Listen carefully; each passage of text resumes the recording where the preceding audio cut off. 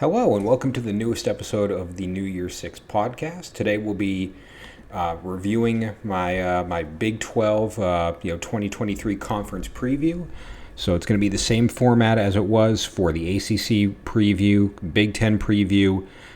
Just starting at the bottom of the conference, working my way up to the top of the conference, who I think is going to take it home, and calling out a player on both offense and defense that I think is going to be poised for a big year, whether it's at the conference level or the national level, whatever it may be. But kicking us off in last place in the Big 12, it's a team that I think everyone kind of has in their bottom three.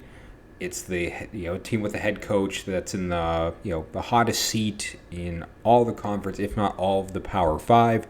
If you haven't guessed it by now, it is West Virginia. So West Virginia performed expectations a little bit last year. I think they were projected to have a pretty rough season last year. They won a few games that they probably shouldn't have.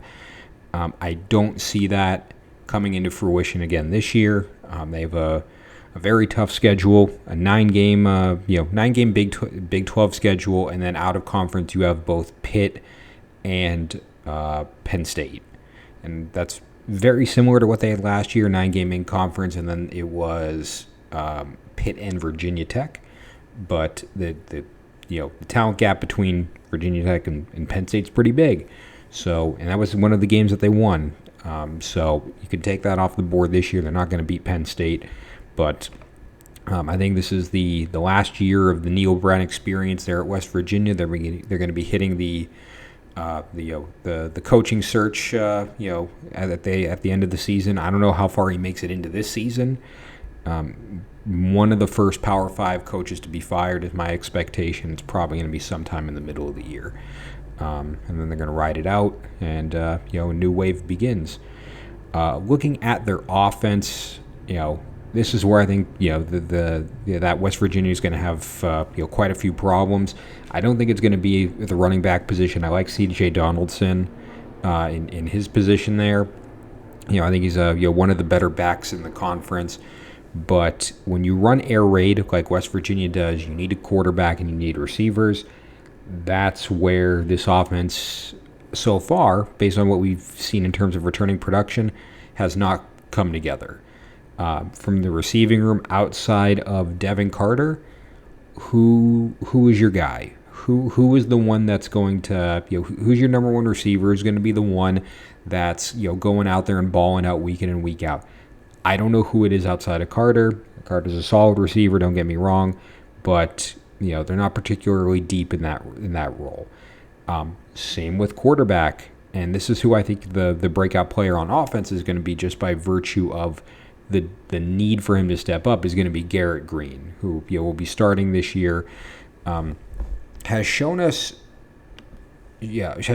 pieces of what he could be. He's a dual threat guy. Looking at his game against Kansas State, 204 and 3 through the air, and his win against Oklahoma, because they did beat Oklahoma last year, 119 and 2 on the ground. So, looking at it that way, he can throw it up in the air if the receivers come down with it. If that's not going to work, he can take it himself. I expect him to be more prolific as a passer this year. Just as the offense is designed around him. So, with that being said, I would expect him to have a bigger year. I don't know if it's going to be enough to keep West Virginia moving, but if we're looking at the future of the offense, because all his receivers are for the most part gone after this year too, so really a lot of question marks around West Virginia on the offensive side of the ball. I think Green is going to have to be the one that answers the most amount of questions this year. And as a result of that, I think he is going to start to step up. I think he is going to start to be the quarterback West Virginia needs. I don't know if he's going to be enough to save Neil Brown's job, but enough to cement himself going into next year as a serviceable starter for their next head coach. On the defensive side of the ball, this is where I think things improve a little bit. Their secondary is probably middle of the road in this conference. You got some playmakers back there. Aubrey Burks and Marcus Floyd in particular. I think Montre Miller is a good cornerback as well. So definitely some athletes back there. The linebacker room, at least in my eyes, is probably middle of the road, just due to the really due to the presence of Lee. I'm going to butcher this name. Lee, unless the K is silent, would be Pogba. So we'll go with Lee Pogba as his name. Definitely a serviceable linebacker. Definitely someone who can step into his role and continue to be that leader and that field general on defense. But looking at the D line, this is where I have the most amount of questions. I think this is going to be one of the lower D line in the conference. Not I don't think they get it up to the to the middle of the pack there. I think they're definitely, this is where West Virginia is going to lose games. Is people are just going to run over them. I like Sean Martin on the D end. I like Jared Bartlett on the other end. But outside of those two, I have some question marks based on who else is out here. It's generally a pretty young defense across the board. I'm not seeing a lot of seniors out there. So, this could be the time to build that defense up long term. Now, maybe not to the benefit of Neil Brown, who realistically may not be there to see this defense come into fruition. But, with that in mind, I'm going to take, my breakout player. It will be on this D line, and it'll be one of our juniors here. And I'm probably going to butcher the last name here. Edward Vesterinen. I'm going to say Vesterinen. Limited playing time so far. Hasn't really shown up on the stat sheet. Picked up half a sack against Texas, half a sack against Oklahoma State. So, like middle and upper of the pack, teams in the conference last year. Oklahoma State, middle of the ground, middle of the road. Texas, kind of upper middle.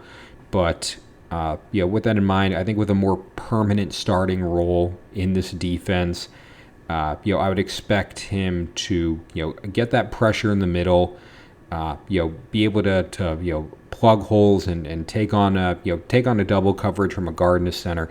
I think, most of their time is going to be spent dealing with potentially, guys like Lee Pogba, coming down, since he plays more. He's a linebacker that plays more in run coverage. So I expect more time to be put on, maybe those DNs and that linebacker, which will create opportunities as a result of it for Vesterinen. So I'm looking to see, how he plays this year, looking to see him, kind of lean into that performance. So I'm looking for a big year out of Vesterinen on defense for West Virginia and Green at on offense for West Virginia. So moving on to 13th spot. This is a team that shocked the world last year, really defied expectations. Came out of nowhere. No one really saw them coming. I see this year as more of a come back to earth year. This will probably seem controversial as a result of that. I'm going to pick Kansas in 13th. We all kind of witnessed what they did last year. It was, if you're a Jayhawks fan, it was an incredible time to be in Lawrence. They were 4 or 5-0. They were ranked at one point. They hosted College Game Day. They did all the things that, really all the historic programs in the Big 12 have done in the past. So, for them, that's a huge accomplishment, and it really is incredible what Lance Leipold has done in, at this point, now going on 3 years at Kansas. He's done a phenomenal job, and I'm not taking that away from him. Really why I'm picking him in 13th is just the fact that last year they caught a lot of people by surprise. No one saw them coming. They were projected to finish 10th, last in the conference. They'll go 1-11 or 2-10 like they do every year. No one can save Kansas football. We all saw it, and Kansas fans will tell you that too. This is not a declaration of war against them. They knew what was going on. So now when you come into this year, it's the same deal with Duke as I talked about my ACC preview. If you're a team that shocked the world, it's hard to shock the world 2 years in a row. People are going to have Kansas has a target on their back. Kansas is going to be someone that teams have to prepare for now. So they're not going to get that luxury of potentially having to sleepwalk through games as a result of that. So it's going to be a lot harder when teams are really preparing for them. It's going to be a lot harder when teams know that Kansas has talent on their roster, and they most certainly do. So I think the rest of the conference comes to play this year, and Kansas has kind of a back down to reality year. Really on top of that as well, they really faltered off at the end of the year. So, and I think part of that is just due to lack of depth and injuries. But I don't I'm looking at the numbers I pulled up. I didn't think they finished 6-7 last year.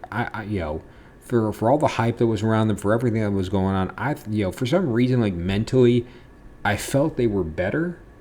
I don't know about you all, but I thought it was interesting that I think they started off 5-0, which means they went 1-7 in their last 8.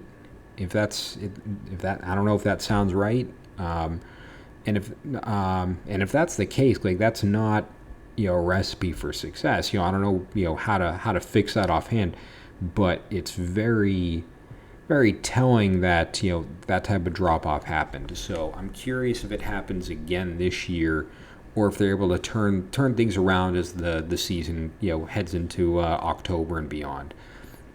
Looking at the offense, this is where Kansas has the most amount of firepower out there. Devin Neal is a very good running back. He's one of the top in the conference. He's going to continue to make a name for himself. Good group of receivers there. I like Mason Fairchild at tight end, Luke Grimm at slot receiver. They have options. And with the type of offense they run, every one of those guys is going to get used in some capacity. Lawrence Arnold, everyone is going to get used and leveraged to their advantage over the course of this year. The one player I haven't mentioned yet, and it's going to be my breakout player, and this may be a surprise to some folks, I'm going to pick Jalen Daniels as my breakout player, not because of really what he did last year, but more so what he can do. And I think he can evolve past the conference and really make a name for himself, at the entire in all of FBS. He could end up as one of the better QBs. So, and he's got the stat line to show it. Really that game against Arkansas, that Liberty Bowl that, seemed like every single play Arkansas and Kansas were scoring, and Daniels was a part of that. 544 touchdowns and 544 yards and 5 touchdowns against Arkansas. I know it went to overtime or double overtime, one of the two, but that's still an SEC defense that he put up almost 550 yards against.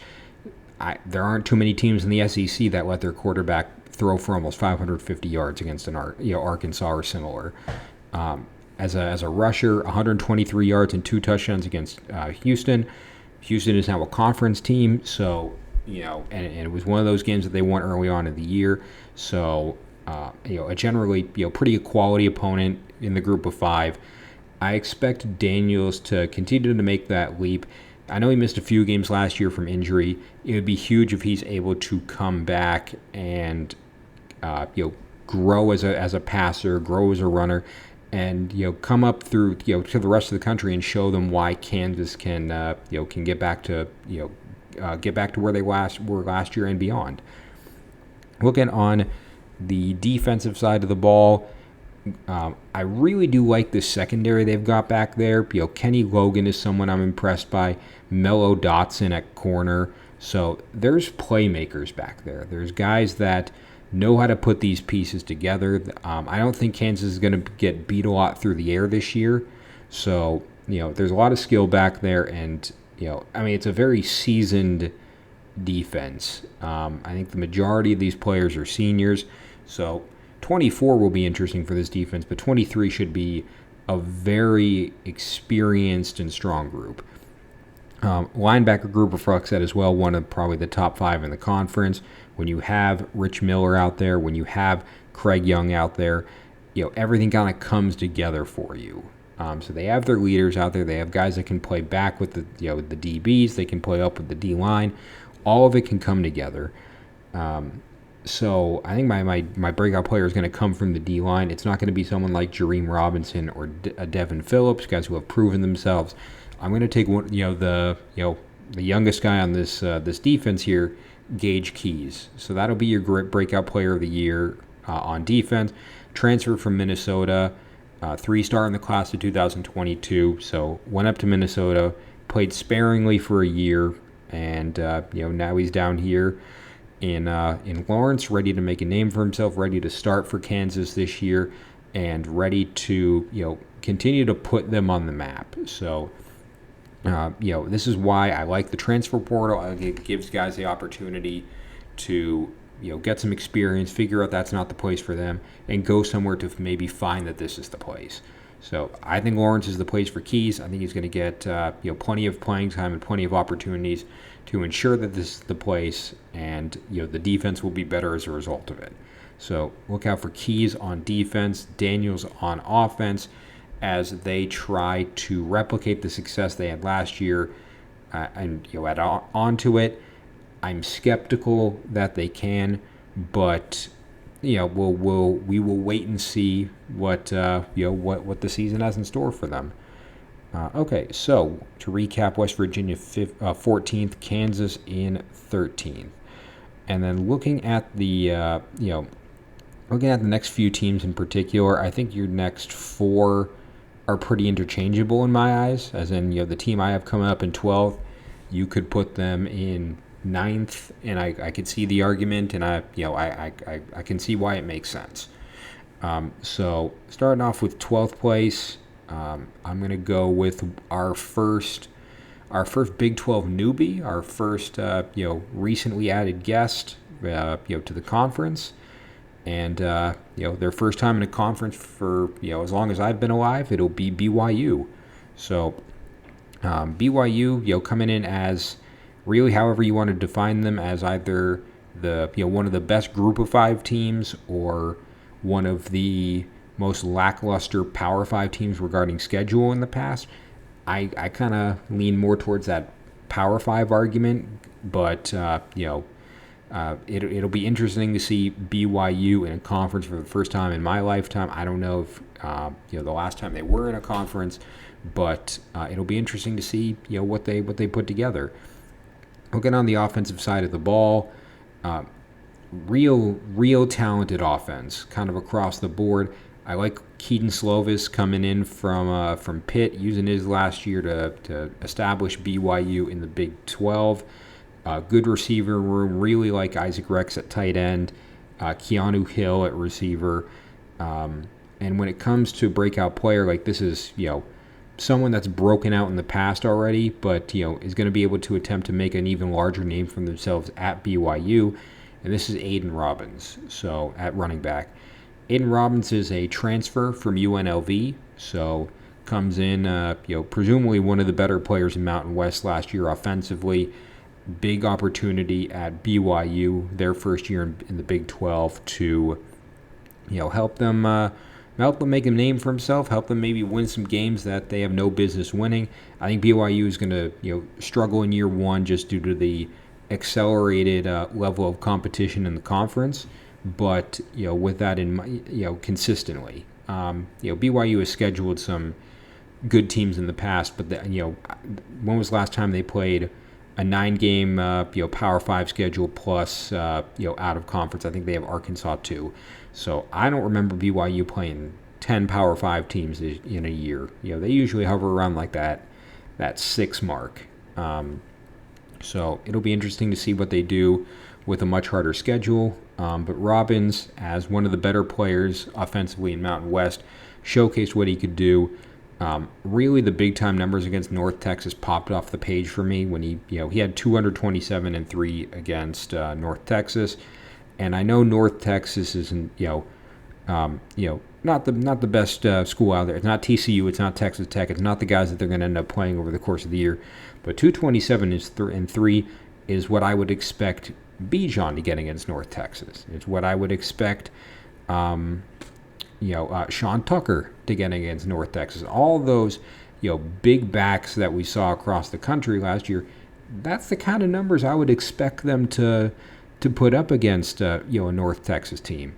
And Robbins did that. So I think the offense being power spread is complementary to a running back like Robbins. And, new opportunity, new chance for him to come into his own, new campus, new team, new conference. And, I think he's going to make the most of it and really evolve past, being one of the best runners in the conference. He may end up looking like one of the best runners in the country when it's all said and done. On defense, I don't think the defense is that far off from the offense. I think there is a lot of talent back there. Really, the linebacker room shows that when you have Ben Bywater and AJ, I'm going to butcher your name, I apologize, Von Fakong. That's my official guess on that. So, two leaders in the linebacker room that really know, how to get their team together, have been there for a while, and can kind of, make this work for this BYU defense in a new conference. Good looking secondary, especially guys like Micah Harper and Eddie Heckard. So a leader at safety, a leader at cornerback, two leaders in the linebacker room. So not worried about that back seven. Really interested in the front, in this D line, which I don't think is going to be particularly bad. I have them more in that top 5 or so category, and there's a lot of talent there. Tyler Batty is a talented defensive end. Isaiah Bagna is a talented defensive end. So who do I pick on this D line if I'm leaning that way? I'm going to pick, and this is another name butchering coming, Atunasa Mahe. So this is your nose tackle there at BYU. Played 4 games last year, picked up a couple tackles against Liberty. So limited playing time, limited opportunity. I think the 4 games were mostly due to injury, if that was if I'm recalling correctly. And if that's the case, when you get him out there for all 12 games this year, he's going to make an impact. If you're that O-line and you got to worry about those DNs, you got to worry about the linebackers coming up. You got to worry about where everyone on this BYU defense is. You got to prioritize your resources as an O-line. You got to figure out who's coming, who's staying back, and who's my what's my assignment. I think Mahe may be able to sneak in and kind of be underestimated as a result of that, with everyone else being more of a prime focus in a sense. So I think Mahe is going to get some good opportunities against those guards and centers. I think it's going to be tough for offenses to run the ball up the middle against BYU this year, and Mahe is going to be a pretty significant contributor to that. So I'm looking at Mahe on defense, Robbins on offense as your breakout players for BYU this year as they attempt to navigate their first year in the conference. All right, so West Virginia in 14th, Kansas 13th, BYU 12th. Heading into 11th place, another newbie to the Big 12 this year. Someone coming in with a bit of a chip on their shoulder, that in-state rivalry about to brew. That gives a pretty massive hint there.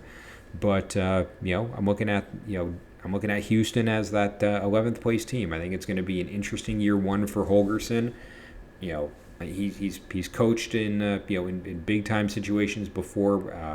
Where in previous gigs, it's going to be exciting to see if that can translate to success in year one of the of Houston in the Big 12. I know last year ended as kind of a dud. They wanted to go out on a higher note, but nothing you can do about the past. All you can do is focus on what you've got ahead of you. So looking at that offense first, I like Tony Mathis at running back. I think he's going to be a pretty key contributor for an offense that's going to be chucking it every single play they can. So, with that in mind, the other parts of the offense are where I have some questions. So, looking at the receiver room outside of Matthew Golden, who's your number two? Who's going to be who are your options outside of Matthew Golden? It's generally a pretty young receiving room, which is again good for the future. But right now, I'm having a hard time seeing who that breakout or who that standout is. At quarterback, this is your breakout player just due to being more of a consistent player, and this is going to be Donovan Smith. So, this is transfer from Texas Tech. So been in the conference, knows what it's going to be like, knows how it's going to, knows what these teams look like from top to bottom, and is going to be a pretty positive leader for Houston on offense this year. I believe he started for about half the season and then either lost the starting job or got injured. Had a really nice performance against Texas, a game that they ended up winning. And as a Tech fan, you love it when that happens. But they ended up Smith ended up throwing for 330 yards and 2 touchdowns in a win over Texas. So with that in mind, I expect Smith to have a more consistent opportunity with Houston as their starting quarterback, someone who's going to take them to that next step and help them kind of evolve into the conference. And his familiarity with these opposing defenses is going to go a long way to making Houston successful in year one. Moving on to the defense, same type of deal. Got a lot of questions back here. D-line will probably be somewhere in the middle of the road. And there's some future name butcherings coming up. I apologize. Nelson Caesar is a good defensive end, someone who can get pressure. Chidozie Nwankwo, a nice nose tackle up the middle, so you got pressure on the end, pressure in the middle. Probably the strongest part of this defense from top to bottom. The linebacker room. Let's skip the linebacker room because that's where my breakout player is going to be. So moving to the DBs first, outside of Adari Halsey, I'm having some questions there. So they got one really nice safety, and then a lot of inexperienced or unproven players that are looking to make a name for himself. I could have easily taken someone from this cornerback room, but didn't want to do that this time around. Wanted to focus on those linebackers, knowing that their competition against the rest of the conference is going to be pretty staggering. So with that in mind, I'm going to end up picking Malik Robinson as your breakout player at the linebacker role. So ended up missing 11 games last year with an injury. Really only meaningful stat was a pass defended against Texas Tech, which means he defended against one of his current quarterback's passes last year. So I think that's interesting. But if he played the rest of the season, I think he tore his pec and was sidelined for 11 games. If he hit all those 11 games, I'd have way less question about the linebacker room, and there's no way I'd be taking Robinson as my breakout player. So with that in mind, if he's healthy for all those games and kind of steps up and rises to the occasion, this linebacker room could be pretty good. I just haven't seen it yet. That doesn't mean it can't happen. Doesn't mean it will happen. Just thinking that it probably could happen, and I'm expecting a guy like Robinson to step up, be that leader that this defense needs, and if Houston is going to succeed on the defensive side of the ball, it's going to be from a leader in the linebacker room. So looking at Robinson on defense and Smith on offense. Moving on, West Virginia 14th, Kansas 13th, BYU 12th, Houston 11th. In 10th place, we're taking a break from the new ones, the new player, new teams in this conference. Going to go to an oldie but a goodie team that struggled last year but should bounce back a little bit this year. They got a great head coach and someone that can take them the distance if needed. But with that, I'm going to go with Iowa State. So Iowa State in 10th place there.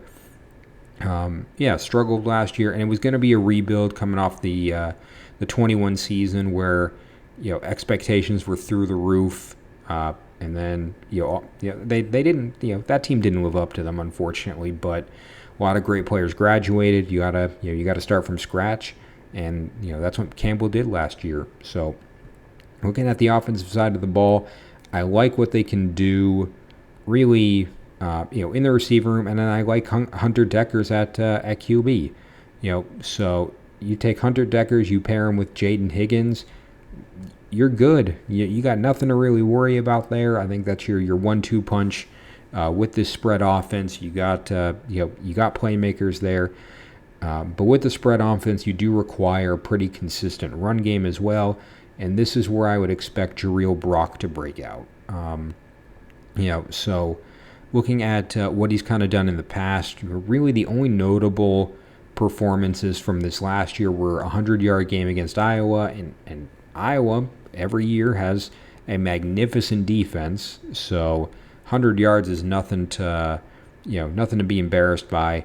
Had a big 61-yard run against Ohio, and Ohio is not phenomenal, but 61 yards is 61 yards. It pops off the page a little bit, but my real expectation for Brock is just to be one step behind what Breece Hall was in 21. That's probably an unfair comparison.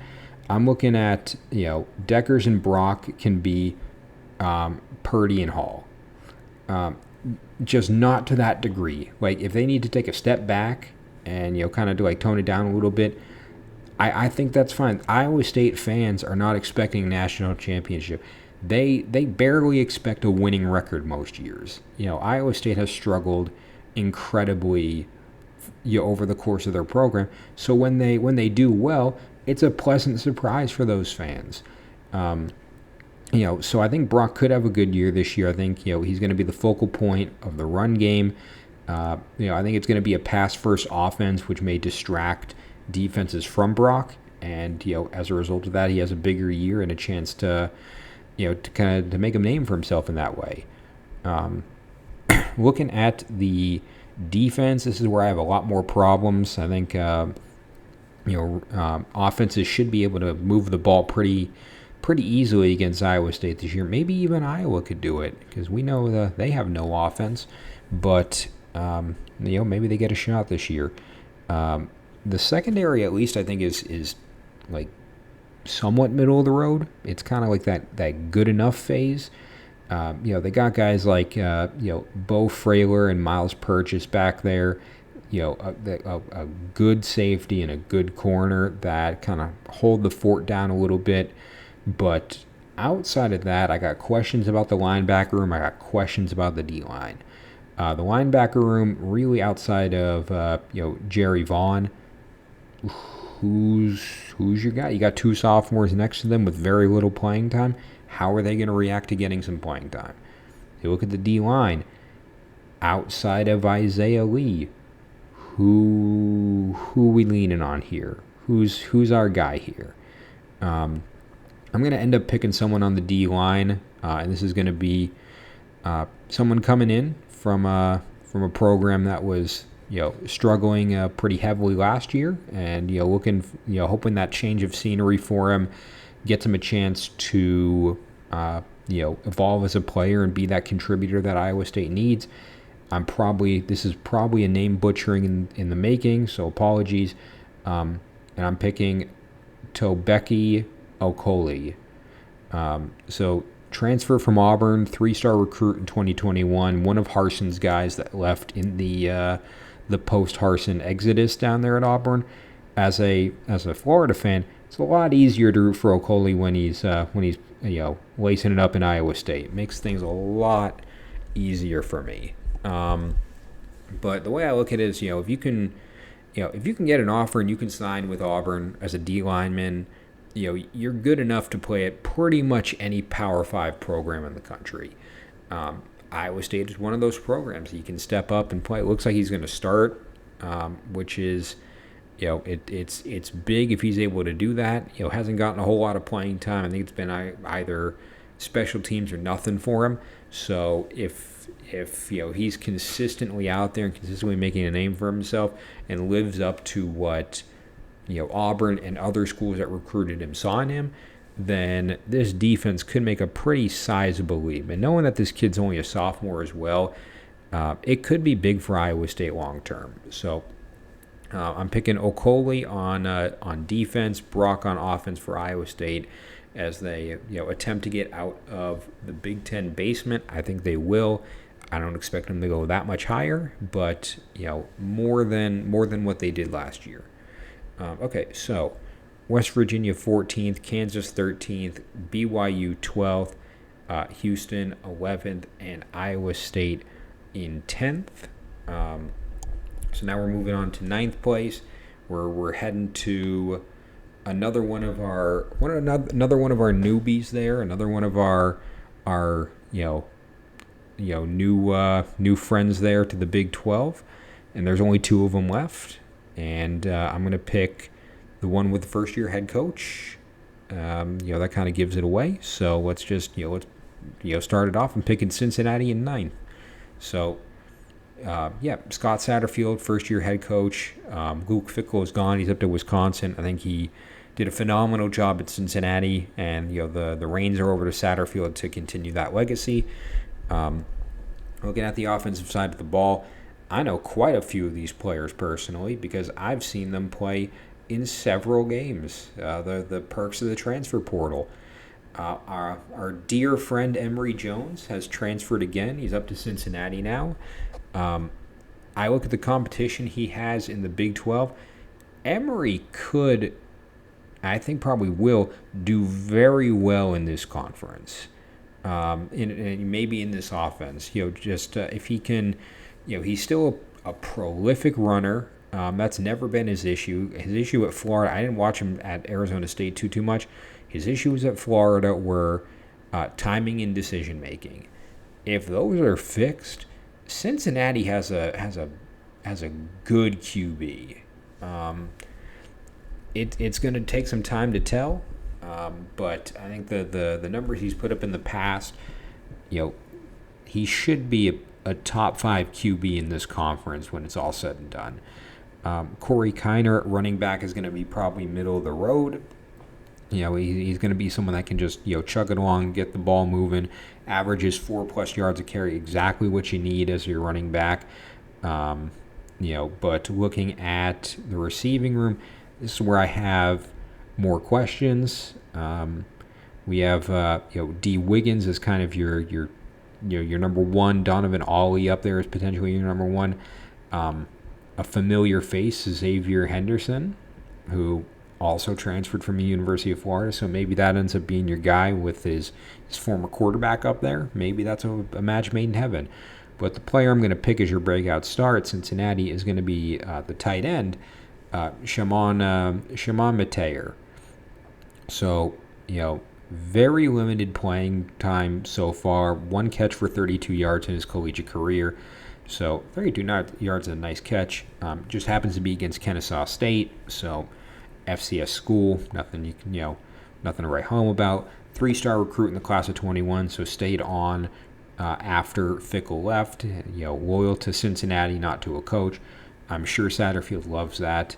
I'm looking at the options around him. I know, knowing Emory's play style, I kind of expect Satterfield to build the offense around Emory, and with that, maybe a little bit more up-tempo run, maybe more short passes that he can hit, like things of that general nature, and a tight end like Mateer would be huge in that type of offense. Emory's issues were he'd wait until the last second and try to throw something 40 yards downfield and miss the guy. It's going to be hard to miss a tight end who's only 10 yards down there, or 10 yards downfield. I think as a result of that, Mateer, partners well with Jones, and has a pretty prolific year this year, and then comes back as a pretty formidable tight end of the conference. Moving over to defense, I really like this D line. A lot of talent they brought with them to the Big 12. Jawan Briggs is a pretty phenomenal defensive tackle. Dante Corleone, so pretty solid up front. Definitely going to be giving the offensive line a handful. Moving to the secondary real quick, Brian Threats at safety is someone who can be special back there. Deshaun Pace in that, but they have it listed as a star, but kind of like that nickel, hybrid type player. He's going to be a key contributor for Cincinnati, that leader in the secondary. So all that leaves for me is the linebacker room, and that's where I think you got a breakout player. Knowing that this is probably a name butchering, but Daniel Greziak and Dorian Jones, are a package deal of experience. Seniors who have they've been all over the field, all over the country, playing this game and doing it at a pretty high level. The only one who hasn't come to that level yet would be the youngest player in that position group, and to me that would be Jack Dingle. So 3-star recruit in the class of 21, played 7 games last year, all for Cincinnati. This is not a transfer. This is, again, someone loyal to Cincinnati, not to Luke Fickell. So as a result of that, you're going to see what type of player he is at in a more consistent role this year. I expect him to start. I expect him to be a consistent linebacker, calling out plays, doing what he needs to do, to lead this Cincinnati defense. He's going to have help around him. He's going to have those seniors to lean on. So even if he does make a mistake, it can't be. It's not going to be something that either the D line can pick up, his linebackers can pick up. So it's the type of thing where Dingle doesn't have. It's not trial by fire. We're not expecting him to be the guy right now. We're expecting him to be a contributor, and I think I think if Fickell saw something in him and saw that he can be that contributor for Cincinnati, there's no reason he can't step up this year in a big way. So Dingle on defense, and then Meteor on offense there. So to summarize, West Virginia in 14th, Kansas in 13th, BYU in 12th, Houston in 11th, Iowa State 10th, and Cincinnati in 9th. So now we're at the point where I think these next 2 teams, again, are interchangeable. Those last 4 are going to be ones that hover around bowl eligibility, some like just on the outside looking in, some sneaking into that 6-win spot.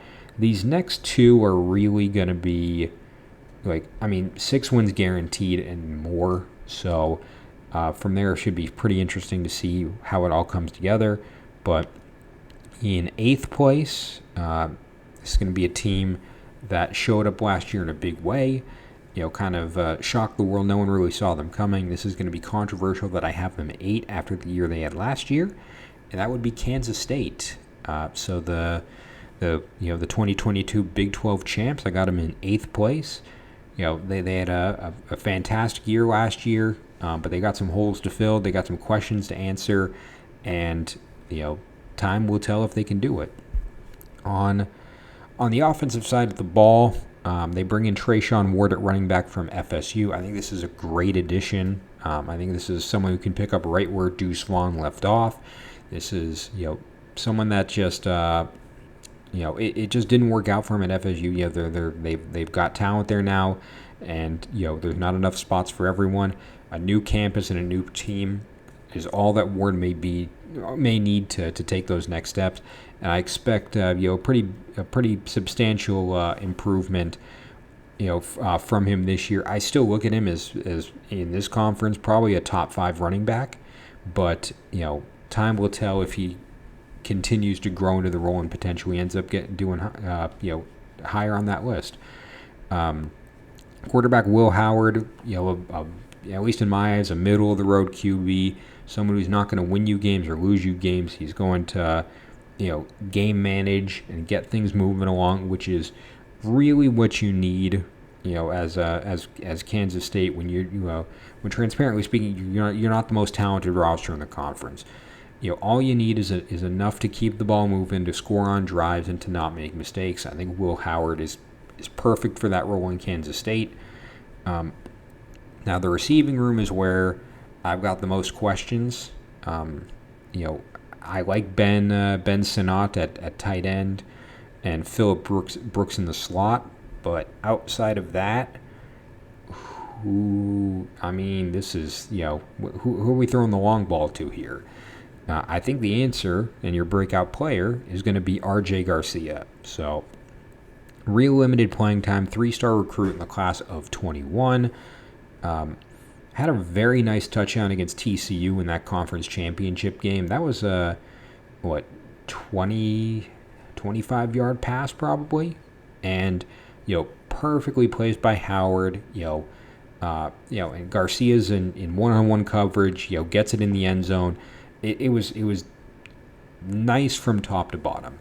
So I expect Garcia to be able to replicate that. If you do it once in a conference championship game, you could do it again in week 2 against your FCS opponent. So I expect Garcia to have a more permanent starting role for Kansas State. I expect his impact to increase over the course of the year, being that he's a sophomore and will be here for the long haul. I expect him to be a contributor for years to come. But this is the year Garcia shows us that it wasn't just a one-time deal in Arlington, that he's here for real, and that Kansas State can look at him for the next few years as their go-to guy. On the defensive side of the ball, front seven looks good enough for me. I like Khalid Duke at the D end on that D line. I think they're a middle of the road squad up front. Linebacker room is a little better, probably borderline top 5. And it really comes down to the play of guys like Daniel Green and Austin Moore, those seniors up there. Very experienced defense, to the benefit of Kansas State. I don't think they're not going to be giving up a lot of points and a lot of yards on the ground this year. The DBs are where I got some questions, because outside of Kobe Savage, there's a lot of youth on this team. Front seven is for the most part all seniors. The secondary here, I'm seeing 2 seniors, and one of them's a JUCO transfer with not a lot of playing time, and that's going to be my breakout player. I'm going to pick Jordan Wright. 2022 JUCO player, didn't play really anything last year unless it was on like special teams, but nothing stat line worthy. So if Chris Kleinman has identified him as good enough to start for this Kansas State team, I got faith in him. Kleinman has continued to deliver and continue to improve this team year over year, and there's no reason he won't stop now. So he's got an eye for talent. He's making the most of what he can do with the situation, and I expect Wright to have a big year as a result of that. So I got Wright on defense. I got Garcia on offense for a Kansas State team that, while not going back to the conference championship game or winning it, they'll be in for a serviceable and enjoyable season. So West Virginia 14th, Kansas 13th, BYU 12th, Houston 10th. West Virginia 14th, Kansas 13th, BYU 12th, Houston 11th, Iowa State 10th, Cincinnati 9th, Kansas State 8th. So now in 7th place, I'm going to spoil it for you with one guess. The last of our new friends to the Big 12, and that gives it away. And they're the only one with a real seasoned head coach that has done this a lot, and that would be UCF. So Gus Malzahn is back in a high pressure conference environment. He did it at Auburn. Interesting to see what he can do with the Big 12. Looking at the offense real quick, questions here and there. I don't look at this offense as particularly amazing in any one area. I think R.J. Harvey is a serviceable running back that will keep the ball moving in Gus's spread option offense. Someone that they can rely on and kind of keep the ball moving. The receiver room is kind of that same deal. You got Kobe Hudson and Javon Baker, who are kind of your 1-2 punch, and as a result of that, you got those two coming along. But outside of those two, the depth is a little thin at this receiver position. And looking at QB, this is who my breakout player is, just based on how athletic he is and what he can do, and that would be John Rice Plumlee. So, not the best passer in the conference, but as a rushing QB, this dude is dynamic. So just some stat lines here real quick. Game against Temple as a passer, 373 yards and 4 touchdowns. And I know Temple is nothing to write home about, but that's like 373 and 4 is a nice nice stat line there. As a rusher, 176 yards and 2 touchdowns against Tulane. That was their regular season game where they beat Tulane, not the conference championship where they lost to Tulane. But and Tulane was what, they were 11-2 last year. They beat USC in the Cotton Bowl. Like, Tulane was about as good as any other team in the country, and Plumlee tore them up. So I take those two together, and then if Plumlee can give one of those games, every week that they play, if he can either be a prolific passer or a prolific runner, I don't think UCF needs him to be both. I think they just need one or the other for this upcoming year. If that's going to be the case, then UCF should be they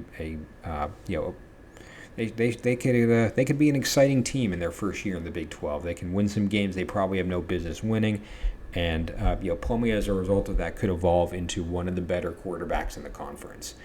The defense is where I like UCF a lot more. Malzahn is clearly recruited and brought in transfers that fit his mold of what he's looking for, and there's a lot of talent back there. Really, in your front 7 or so, this D-line comes in and is automatically, at least in my eyes, one of the best in the conference. The players like Josh I'm going to say Kelliskar. That's my official guess. Tremont Morris Brash, Ricky Barber. A D-line that can apply pressure, hit running backs before they hit the line of scrimmage. Some of these dudes get back in coverage and bat down balls. They do what they need to do for this D-line to create pressure and really give quarterbacks no time to look through their progressions. Same with the linebacker room, and it's really on the back of Jason Johnson. This is automatically one of the best linebackers in the conference. So I expect another big year from him, another big opportunity to read what the offense is doing, be that field general that UCF needs back there, and be that that individual that comes up big and that others rely on. Especially a lot of these guys are seniors too, so it'll be interesting for the future. But this defense this year is one of the most seasoned and experienced in the conference. The secondary is where I've got some questions, because outside of Jure Wilson and maybe Brandon Adams, who's your guys there? And they're running they're running a 4-2-5, so you need some playmakers back there, or you're going to get burned. And the playmaker I'm going to take is going to be in that secondary. He's never played a snap of football for UCF. He's coming in as a JUCO transfer, and that would be Jamarick Morris. So 2023 JUCO commit. I have no information of how he's going to look as a cornerback this year. I don't watch JUCO football. I assume you don't watch JUCO football. So the reality is, if Gus Malzahn trusts him to come in and immediately start a cornerback, then he's good enough to immediately start a cornerback. Gus has an eye for defense. I'll give him that much.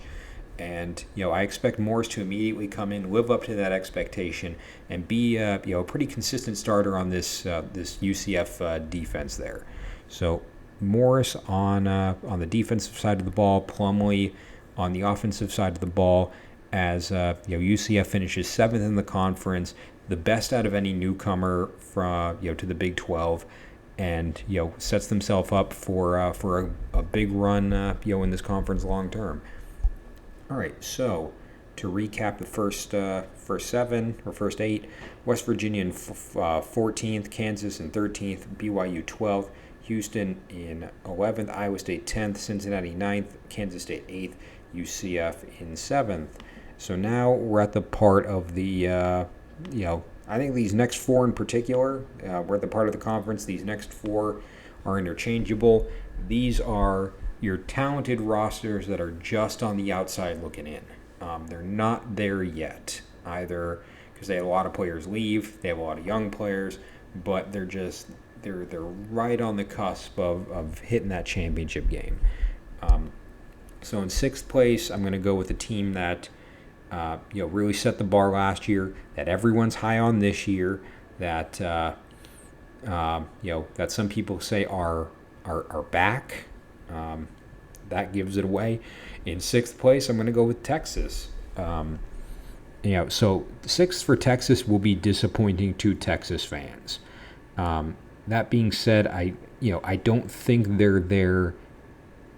I don't think they're there yet. It's going to be disappointing knowing that this is their last year in the Big 12, and I'm sure they want to go out with a championship. I don't see the pieces there right now for that. We'll see how they do against Alabama in week 2, but for what I'm seeing, they're just going to be on that just on the cusp, just on that outside looking in. On the offensive side of the ball, phenomenal receiving talent. Obviously, Xavier Worthy is dynamic. I'm sure he'll put up 1,000 yards this year. He got close last year. Good tight end in Jatavian Sanders. Really, you can just go up the whole list, and everyone's a playmaker. Adonai Mitchell, Jordan Whittington. There's no shortage of talent in this receiving room. I like Jonathan Brooks at running back, replacing Bijan as he's gone off to the NFL. Jonathan Brooks was a playmaker last year too, so he's not stepping into an unfamiliar situation. He knows what's expected of him. He's contributed in the past, and right now I'd have him probably in the middle of the pack as a back, but he could easily evolve into one of the better ones by the end of the year. And that leads me to my breakout player, and you would think that this player broke out last year.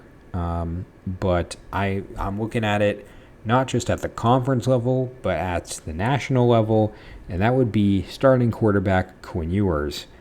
Now, I was at Texas, Alabama in 2022. I was there in Austin, sitting up in row probably 5005, in the hot Texas sun, and Quinn Ewers goes down about midway through the second quarter, would be my recollection. If he stays in that game and doesn't get hurt, Texas beats Bama. And that is a testament to how talented this kid is. He missed games with an injury of some sort of, I think like AC joint sprain, something like that. Comes back against Oklahoma at Red River. I was there for that as well. And he cooked them like Oklahoma had never been beaten that badly in decades. I've never seen an Oklahoma team just get demolished the way they did, and Ewers was largely responsible for that. 289 and 4 through the air against an Oklahoma team that, I know it's first year under Brett Venables, but you would expect that defense to get better, and Ewers treated them like they were nothing. So if he can do that again against Oklahoma, against the teams that he's going to face week in and week out, this Texas team could get to a conference championship. It's not off the table. I don't think they're going to hit those numbers, but Ewers will evolve into one of the best quarterbacks in the conference, if not the country. He's the former number 1 player in the country as a recruit. Class of 21. I believe 24/7 had him as a. I believe 24/7 had him as a perfect recruit there. So if that's the case, it's time for him to live up to that expectation. It's time for him to, deliver what everyone else in this country saw, what everyone else in the country saw in him. All right, moving to the defense. Just starting with the secondary because I like it the most. A lot of talent back there. Jalen Catalon is a great safety. Jaron Thompson is another great safety back there. Jade Barron, who's playing kind of that hybrid nickel type role, is incredibly talented.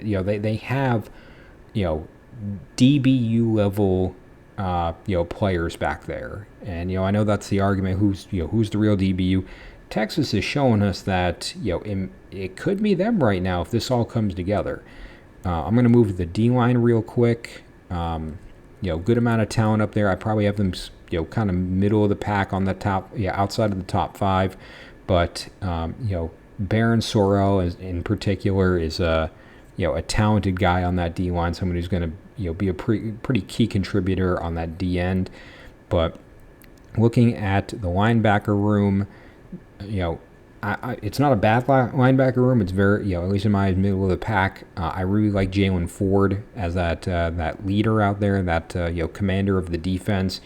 But the player I have breaking out this year, if we're looking at former top recruits, there's some rumblings that a true freshman is going to start at linebacker for Texas this year, and that's going to be Anthony Hill, 5-star recruit in the class of 23, allegedly starting as a true freshman at Texas. You know how talented you got to be to start as a true freshman at Texas? You have to be prolific. You have to be dynamic to make that happen. And if he's showing up and he's proven to coaches that he's as good as advertised, he could go down as a Texas great. And I know that is large praise for someone who has not stepped on to DKR yet. But, the reality is if he's starting as a freshman and his second game as an 18-year-old is going to be against Alabama, the expectation is that he goes down as a world-class athlete. And, I think he showcases what Texas and every other program that was after him, I think he showcases why they were after him and why he's so good. So Hill on defense, Ewers on offense for a Texas team that disappoints their fan base, but ultimately has a respectable year across the board. All right, so to recap real quick, West Virginia 14th, Kansas 13th, BYU 12th, Houston 11th, Iowa State 10th, Cincinnati 9th, Kansas State 8th, UCF 7th, Texas 6th. So we're in our final 5 here. And in 5th place, I'm going to go with a team that I think a lot of people are sleeping on, team that has had a lot of turnover and chaos over this last offseason. But the difference is they have probably the most underrated coach in all of college football, and that would be Oklahoma State. If there's one thing you can depend on, it's that Mike Gundy will put together a winning season. Outside of his first year at Oklahoma State, he's never had a losing season. Like, I want you to think about it. And Oklahoma State is not some powerhouse that can just pick up 5 stars as they want. Like, it's a lot of, 3 stars from Texas, country boys from Oklahoma. Like, you got to build with what you can get at Oklahoma State. And Mike Gundy has done a phenomenal job as this team's architect over almost 2 decades now. As a result of that, a lot of players left last year. A lot of players are moving on to new opportunities. Gundy's bringing in his guys, and I think the expectation is that they will rise to that occasion. They will be what Gundy expects of them, and they'll do everything as advertised. So looking at the offense, receiving room is middle of the pack. I love Brennan Presley, Dejon Stribling are 2 playmakers out there. It's air raids. They're just chucking it up there. Alan Bowman comes in at quarterback. I think he picks up where Spencer Sanders left off. I have him in that middle of the conference role. But the run game is where I've got some question marks. Not a lot of returning production there. Still a lot of unanswered questions. But with that in mind, I'm going to take Braden Cassidy as your breakout player there. So, Braden Cassidy, playing fullback role. There's not a lot of teams in FBS right now that are still using a fullback. Oklahoma State is one of those. So he's going to be using a blocking capacity. He does catch kind of like a tight end. Had 38 yards against a 38-yard catch against TCU, two catches against Oklahoma.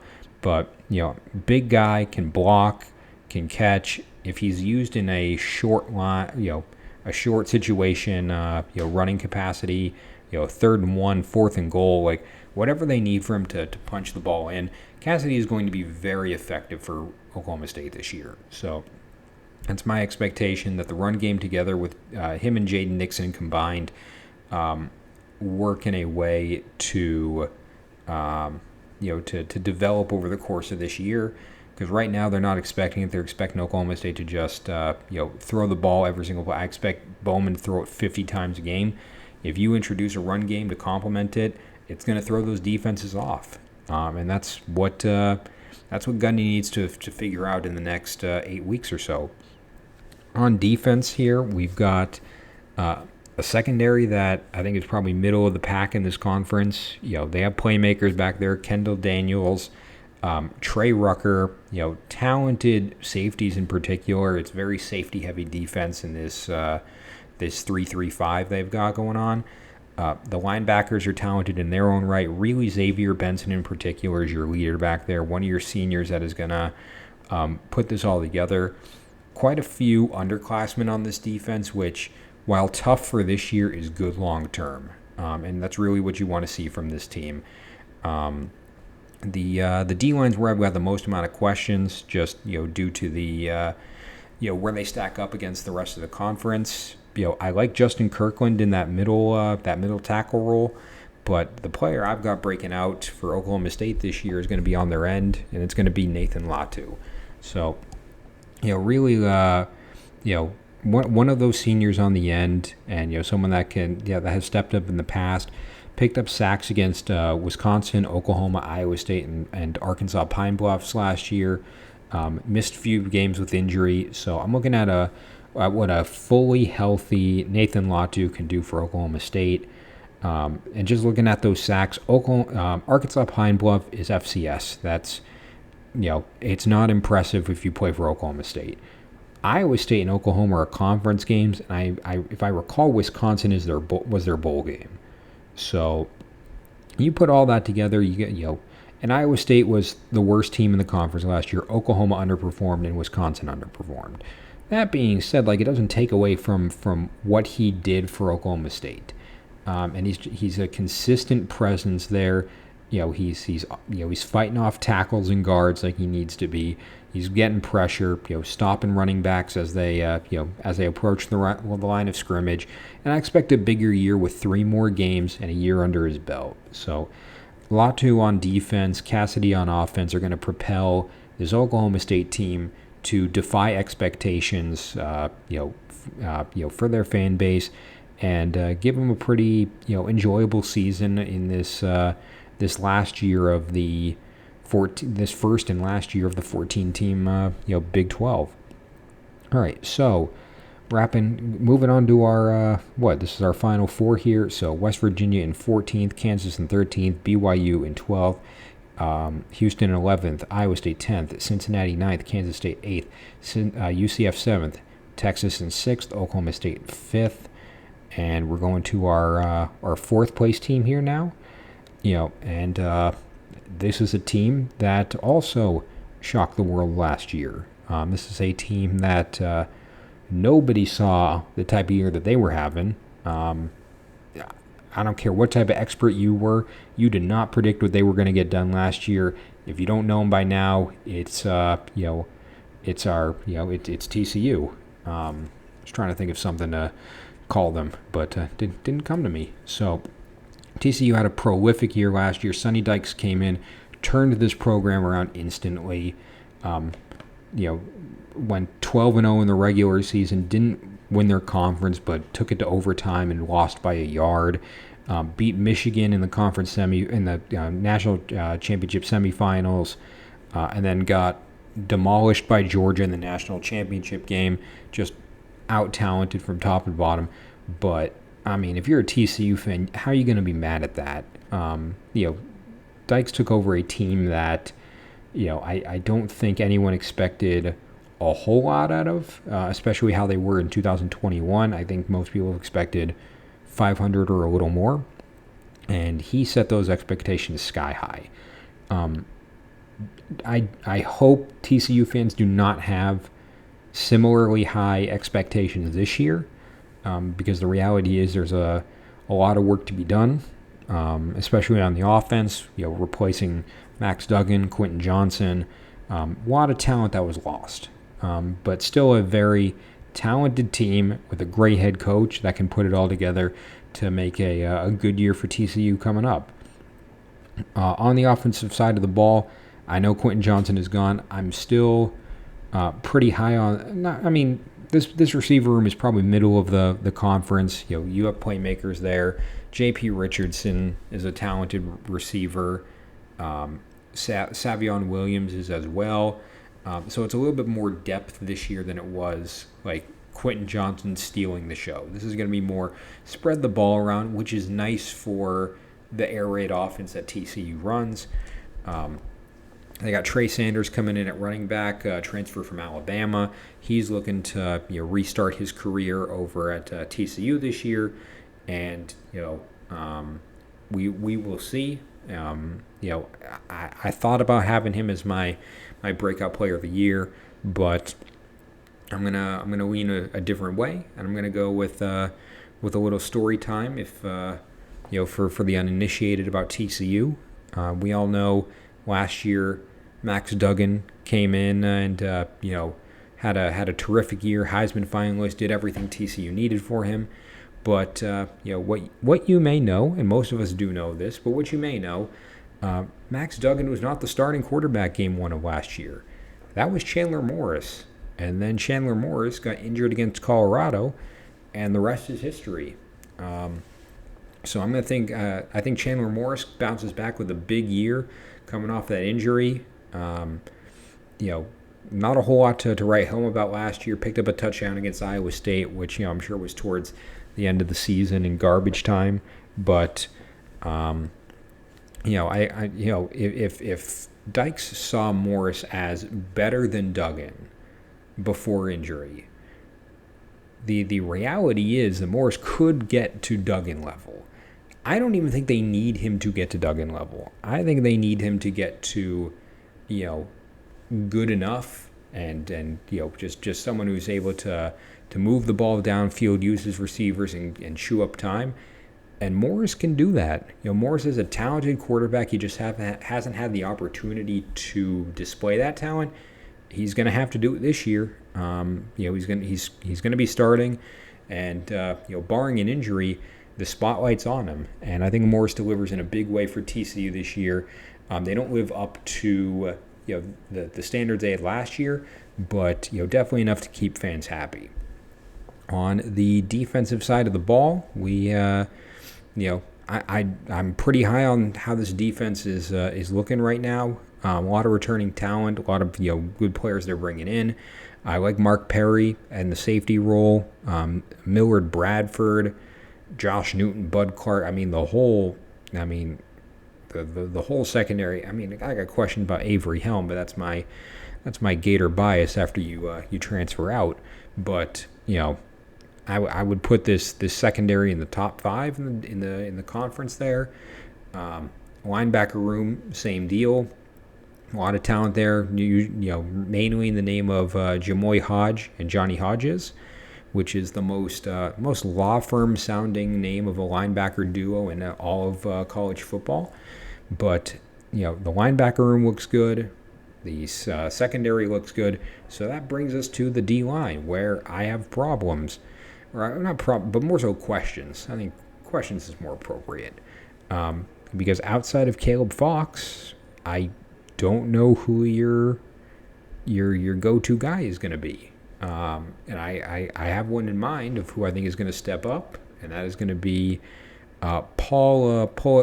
Okay, this is a butchering in the future. Paul Oyewale.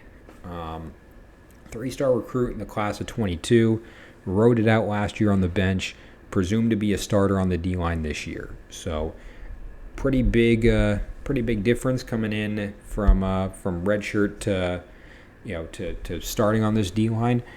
The reality is, I think a lot of teams are going to be worried about a whole lot of other people outside of Oyewale on this defense, and I think that's going to be a benefit to them.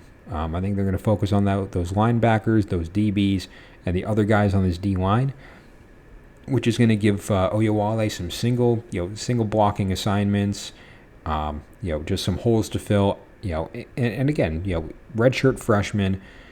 I don't need him to be the best player on the field. I think TCU just needs him to not be a liability, and I'm confident Oyewale will show us that this year. I think he'll go out there, be a key piece of this D line as the defense comes together. They're going to win a lot of games this year, not as many as last year. Again, 13-2, but enough to keep those fans in Fort Worth very happy. So Oyewale on defense, Morris on offense are going to be your breakout players for a TCU team that will once again be impressive. So that leaves us to our final three. So to recap, West Virginia 14th, Kansas State 13th, BYU 12th, Houston 11th, Iowa State 10th, Cincinnati 9th, Kansas State 8th, UCF 7th, Texas in 6th, Oklahoma State 5th, TCU in 4th. And remember how the Big 12 works. It's no divisions. So when I tell you who the third place team is, you know who who's going to the conference championship game. So with that in mind, with our final three teams left, I'm going to take a team that I think defied expectations last year. There's a lot of hope and a lot of hype around this team this year. That probably narrows it down significantly when you look at our final three teams. So without further ado, I'm picking Texas Tech for third place in this conference.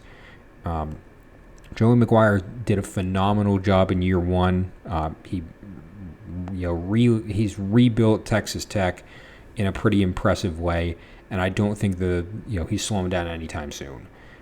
He's done a very impressive job so far, and I think more is coming both this year and beyond. He's putting the pieces together to be a regular contender in the Big 12. Looking at the offense, really good support pieces all the way around. I like Taj Brooks at running back. Going to be one of the better backs in the conference, and they have one of the better receiver rooms in the conference. I like Dre McCray, Jerand Bradley. So, he's the Texas Tech has the pieces to go to the conference championship game. If you put him in the conference championship game, I would not, I wouldn't bat an eye and be like, oh, okay, like that's, I can see it. They have the pieces, especially on offense. Now, the breakout player in my eye, I think, is going to come at the quarterback position. He's got all of these players around him. They're going to make him better, and he's going to have a big year as a result of that, and that's going to be Tyler Show. So, looking at what he's done in the past, dual threat guy. His numbers against Oklahoma, and I know Oklahoma was not, fantastic last year, but they did beat Oklahoma. And he put up 436 yards and 2 touchdowns in the air against Oklahoma. So, that is impressive on its own right. Oklahoma consistently has one of the most talented rosters in the conference, and he tore up that defense like they didn't exist. He could have been playing 11-0, it looked like. But, and if you look at that, and then his ability to make plays on the ground, 76 yards and a touchdown against Kansas. That may have been, post Jalen Daniels, Kansas in the middle of the season, but 76 yards and a TD is 76 yards and a TD. Knowing that he's going to be full-time starting this year, that he's got great support pieces around him, Tyler Show is going to have a big year for Texas Tech, and he's going to be a pretty key reason why this team succeeds, especially on offense. On the defensive side of the ball, I like this D-line a lot. I like Jalen Hutchings, Tony Bradford. There are talented guys that, consistently will be making plays for the defense this year. Secondary, I have a middle of the road. Really, Dadrion Taylor Demerson is your key guy back there. You can make an argument for C.J. Bakersfield and Rashad Williams. So talent galore and a lot of experience and seniority on this defense. I don't see a sophomore in sight. I think 2 juniors, and everyone else is out of here this year. So I know Texas Tech wants to make the most of it this year, and I want to look to the linebacker room to determine who that breakout player is. It's not going to be Josiah Pierre, who is that leader back there and someone that steps up in a big way. I'm going to take a transfer to the program, and that would be Steve Linton. So transferred down from Syracuse over to Texas Tech, looking for a change of pace and a chance to make some plays before he graduates. Picked up a few sacks last year. Louisville, Clemson. I believe he had 2 against Wagner. I wrote down 1, but I think he ended up with 2. And Wagner is FCS. Nothing to write home about. Is what it is. But Louisville is consistently upper middle team in the ACC, and Clemson's the top dog out there. So if he's getting past those offensive line, and Clemson historically has some big boys on that offensive line, and he's pushing them over, it seems like. If he can do that against Clemson, he can do it against West Virginia. He's going to have a field day at Texas Tech this year. So I'm looking at Linton as someone who can step up and contribute before he heads out. Same with Show, who will also be graduating this year or out of eligibility this year. So Linton and Show are going to make a combination of a special year for Texas Tech, as they're just on the outside looking in, and it's going to be something for those hands to hold on to for a while. All right, so to recap before we go to the final 2, West Virginia in 14th, Kansas in 13th, BYU in 12th, Houston 11th, Iowa State 10th, Cincinnati 9th, Kansas State 8th, UCF 7th, Texas 6th, Oklahoma State 5th, TCU 4th, Texas Tech 3rd, which leaves us with Baylor and Oklahoma. Those are our final 2 teams that, for the most part, really underperformed last year, really, hit below expectations, whether they're a first-year head coach or a fourth-year head coach. The expectations of both programs are higher than what they performed last year, and I think they're back to their form this year. So I'm gonna start with Baylor first, and looking at what they are from top to bottom. Best running back in the conference with Richard Reese, no question about it. This is a guy who's going to be probably one of the best running backs in the country when it's all said and done. So, I'm not worried about how they're going to run the ball. I like Blake Shippen at quarterback. I'd probably put him top 5, somewhere in there in that range for the conference there. What I'm really interested in is who he's going to be throwing to. Because I look for like that dynamic number 1, a solid number 2, and then some depth pieces. I see a lot of depth pieces right now. I think their receiver room is going to be probably middle of the pack as of right now. It could come into be whatever it could. Yeah, what am I saying? It could come into fruition as one of the better receiving rooms in the conference. But for right now, I think there's too many unknowns and too many question marks. I like Monterey Baldwin in the slot. I think he's probably your best guy out there. But from a receiver point of view, who I'm going to lean on is the transfer from Arkansas, and that would be Ketron Jackson. So comes in from Arkansas, had touchdowns last year against Texas A&M, Alabama, and Ole Miss. Now, I want to say those one more time. Texas A&M, who, while underperforming last year, historically one of the better defenses in the conference. They got a lot of talent out there. Alabama, and Alabama, they speak for themselves. Down year last year, but the most prolific college football program over the last 15 years. And Ole Miss, who, not a defensive juggernaut, but a talented, filled out roster from top to bottom. So he's putting up numbers against good teams. Texas A&M with an asterisk next to them. But the reality is that, if he's able to do that against Texas A&M, Alabama, and Ole Miss, he's going to have a field day against Houston, Kansas, and UCF. They're not on that same level. So I expect Jackson to ball out this year. There's so much less stress. The defenses aren't going to be as good. And, as a result of that, he's going to have some nice numbers, especially knowing that he's got a year of eligibility left on top of it.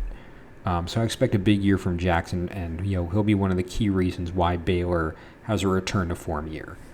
On the defensive side of the ball, kind of the same deal. I think the defenses probably end up being a little worse than the offense. The D-line is just middle of the pack. I like Gabe Hall and T.J. Franklin, so they got some playmakers on the ends there. The linebacker room, kind of the same deal. I like Mike Smith, Matt Jones, Harmon, Randolph. That's all three of them. So talented guys back there that can compete for middle of the pack, if not a top 5 spot in this conference. The DB room has some questions. I'll just say that much. So looking at the DB room outside of Devin Lemire, I don't know where you go with this one. I don't see it coming together on this DB group. That being said, by default, I have to pick one of these guys as your breakout player, just by virtue of someone's going to need to step up.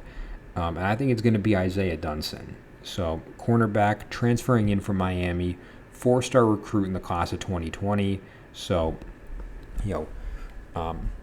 big expectations out of high school, hasn't lived up to them yet, but as a starter at Baylor, new opportunity, new conference, new campus, Dunson could thrive in Waco. And I think the pieces are there for him to succeed. We haven't seen it on the field yet, but we very well could come fall of 2023. So I expect a big year for Dunson. Expect him to be one of the leaders back there by virtue of I don't know who else is. It's predominantly sophomores back there, him included. So I'm not 100% sure what you do back there unless it's trial by fire. And, this is his time. You transfer in with a purpose, you transfer in with a reason, and it's time for Dunson to live up to those expectations. Same with Jackson at wide receiver. And they will live up to those expectations, and Baylor's going to be in the conference championship as a result of it. And finally, our dear Boomer Sooner friends in Norman, Oklahoma, in their final year of the Big 12 before they head down to the SEC, and looking at them after a rough year in the first year of Brett Venables' coaching career, I think they bounce back in a pretty big way. Looking at the offense real quick, Dylan Gabriel is, at least in my eyes, the most talented quarterback in the Big 12. He's got all the pieces. He's got a huge arm. He is dynamic. So if he plays that way, Oklahoma's not going to have any problems. I like Javonte Barnes as a running back. Right now, I have him as a middle of the road running back, but as a sophomore, he has a lot of room to grow, and I expect it to come into fruition this year. The receiver room, I think, has a little more room to be desired. I think it's probably the weakness on this offense right now, just in terms of returning production. You got Jaleel Farouk, but outside of him, I don't know what you do. I don't see, and I don't see that number 2 or that number 3 that pops off the page for me. So if you want to give Dylan Gabriel some weapons, these are the guys that he's been placed with, and one of them's going to have a big year, and I think it's going to be Andrell Anthony. So transfer coming down from Michigan. 29-yard catch against Iowa is really the only notable thing that I saw out of him last year. So, and Iowa, good defense. So, 29 yards is nothing to be unimpressed by. But if he's coming down, it means Venables got his guy. It means Venables can identify him as someone that Gabriel can use to move the ball around. It's a fast up-tempo offense, and it's going to be enjoyable to watch.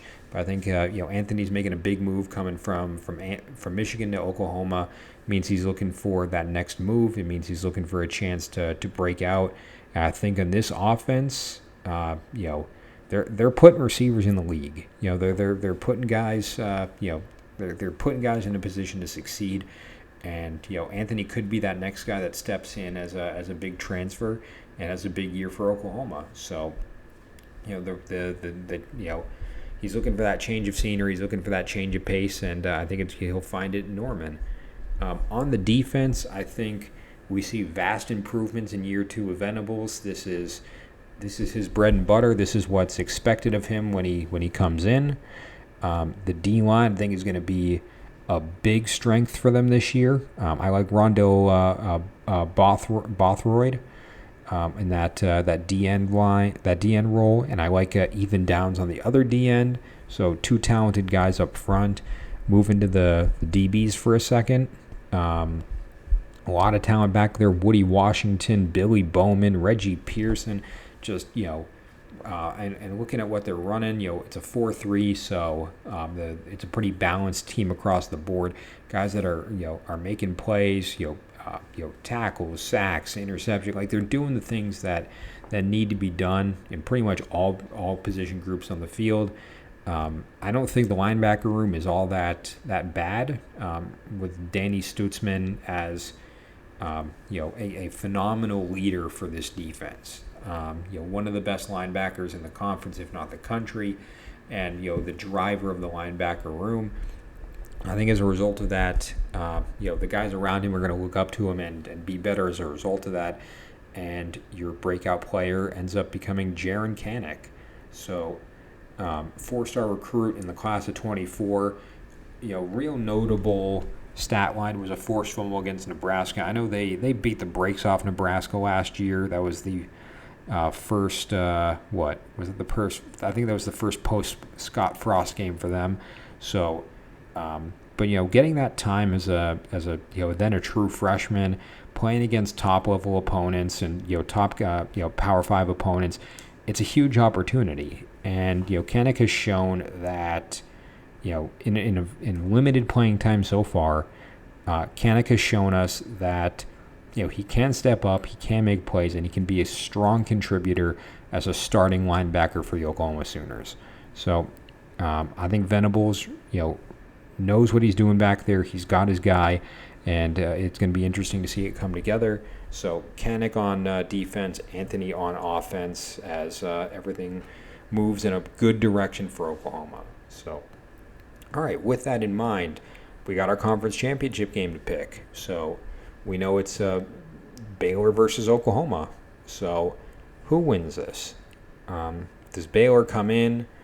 Do they rise back to expectations? Do they run the ball down Oklahoma's throat, or does Oklahoma come in with this this new high-powered defense and the golden arm of Dylan Gabriel? Who ends up winning it? Who ends up being the guy and the team that takes it home to their campus? And I'm going to say that Oklahoma is the Big 12 champions this year. As they leave the conference, they're taking the hardware with them. I think this team is loaded from top to bottom. They got the pieces they need. They have the talent in the right position, and Oklahoma's in for a big year, not just at the in the conference level, but we got a video coming up in about 2 months where maybe maybe they'll be talked about in terms of playoff contention. So yeah, big year for Oklahoma.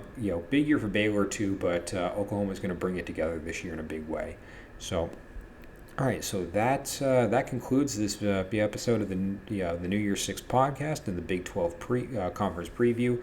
Tune in next time as we move over to the Pac-12, the last year of that conference too, before USC and UCLA move over to the Big Ten. But we'll see how that conference looks going into this season. So thank you all for watching, and catch you on the next episode.